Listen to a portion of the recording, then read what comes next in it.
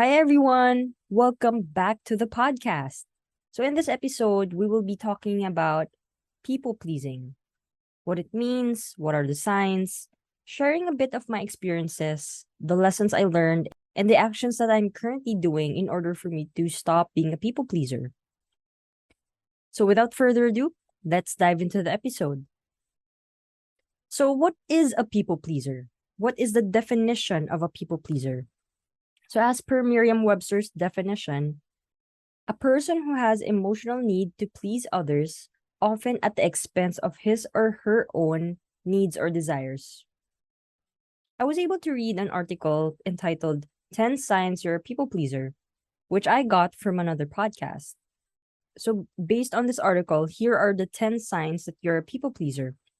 Number one, you pretend to agree with everyone.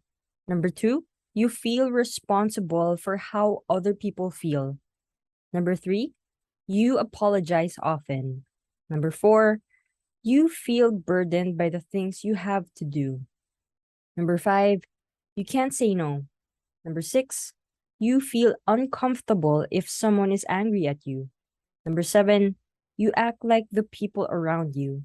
Number eight, you need praise to feel good. Number nine, you go to great lengths to avoid conflict. And number 10, you don't admit when your feelings are hurt. So after reading that article, there are two quotes that I want to share with you that impacted me the most. So the first quote says that when you're a people pleaser, you unconsciously wear a facade of niceness that hides your true feelings from your family, colleagues, friends, lovers. Essentially giving up your needs for the sake of everyone else's. And the second quote says that people pleasing had so fundamentally shaped my relationship to myself and was a deep layer that had kept me from living authentically from the vast majority of my life. I'd been playing a role instead of being a person.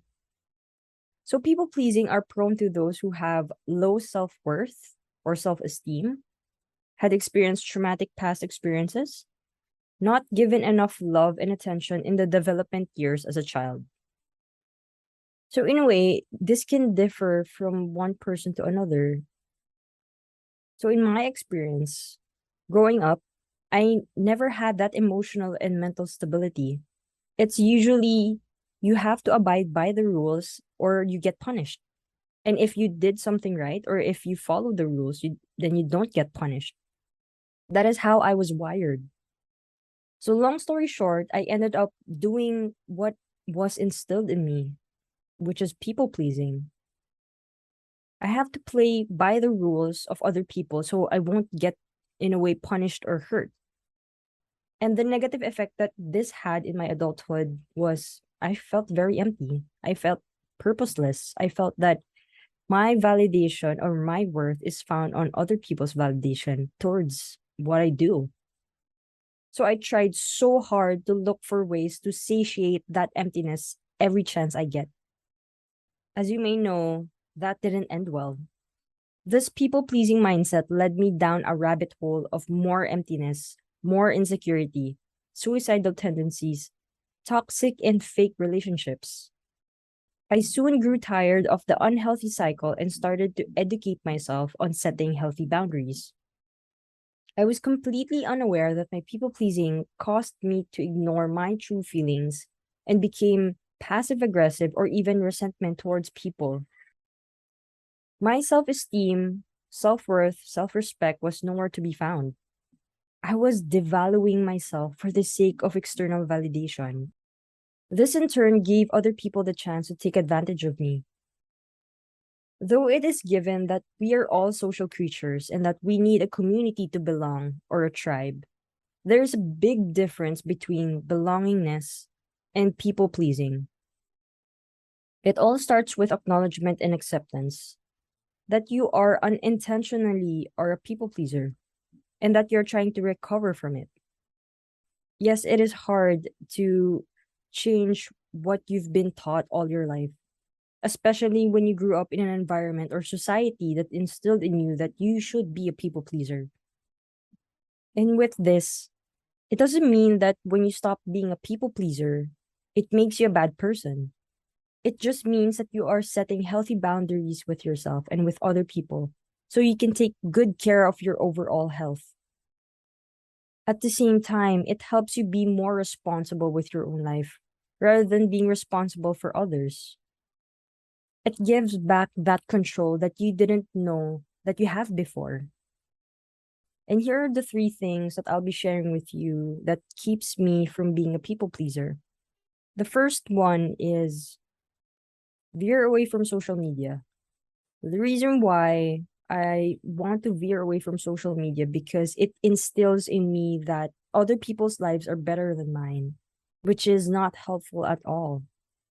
And veering away from social media, it keeps me aligned with my goals, with my values, with what I want to accomplish based on what I'm capable of. It keeps myself from comparing my life with other people. And at the same time, I keep myself from mindlessly scrolling through social media. Because imagine spending an hour of your time on social media and ask yourself, what have I accomplished? I could have used that 1 hour to improve on myself. So if it doesn't help you grow, either don't do it or spend less time doing it. So the second one is I'm still trying to improve on this aspect is say no more often. I'm not saying that you should say no for the sake of saying no, but rather say no for the sake of your priorities, what you want to spend more time of, on what matters most to you, on what helps you grow, on what helps improve you, so that at the end of the day, you'll able to share all the things that you've learned with other people. Lastly, the third one is do not be complacent with improving yourself. So with this, you will be more aware of what helps you, where you're good at, and how you're able to give back to the world.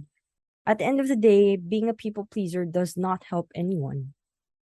But investing on yourself and sharing what you learned does. And remember to take it one step at a time or one day at a time. And I encourage you to try to improve on yourself every single day. So until next time, bye.